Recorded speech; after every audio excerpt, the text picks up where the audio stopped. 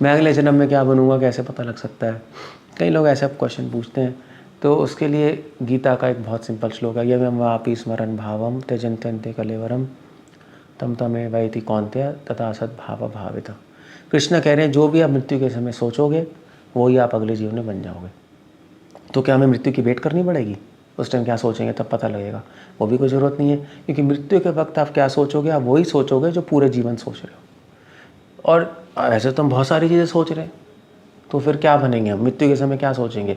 जो चीज़ आप पूरे जीवन जो आपने सोची है आसक्ति और प्रेम के साथ, वही मृत्यु के समय याद आएगी।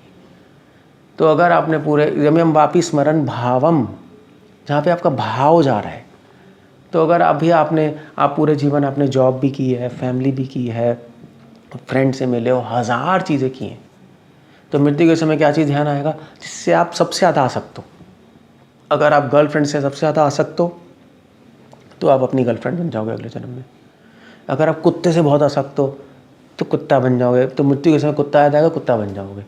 अब आप कहोगे हमें कैसे पता लगेगा हम किससे आ सकते हैं? हो सकता है हम गर्लफ्रेंड से भी आ सकते हैं, कुत्ते से भी आ सकते हैं, घर से भी आ सकते हैं, सभी से आ सकते हैं। फिर पता कैसे लगेगा? वो ये पता लगेगा कि अगर आप अपने कुत्ते के लिए गर्लफ्रेंड को छोड़ दोगे, इसका मतलब कुत्ते से आ सकते हो। वो पता लग जाती हैं चीज़ें। अगर आप किसी चीज़ को पकड़ के बैठे हो, आप अपने गर्लफ्रेंड के लिए घर बार छोड़ दो, माता पिता छोड़ दो, सब छोड़ दो, तो आप गर्लफ्रेंड से आ सकते हो। और फिर वो ही चीज़ मृत्यु के समय याद आएगी और आप वही बन जाओगे। सिंपल तरीका है पता लगाने का हम अगले जीवन में क्या बनेंगे। मगर एक मिनट, ये इम्पोर्टेंट पॉइंट है कि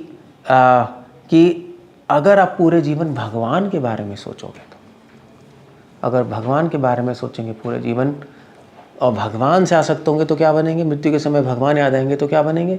आप कहोगे भगवान ही बन जाएंगे। ऐसा नहीं होगा। अगर आप भगवान के बारे में सोचोगे तो आप पूरे जीवन भगवान से आसक्त होगे, तो अगले जीवन में भगवान के भक्त बन जाओगे। और वो लाइफ की सिद्धि है, वो ह्यूमन लाइफ की सक्सेस है।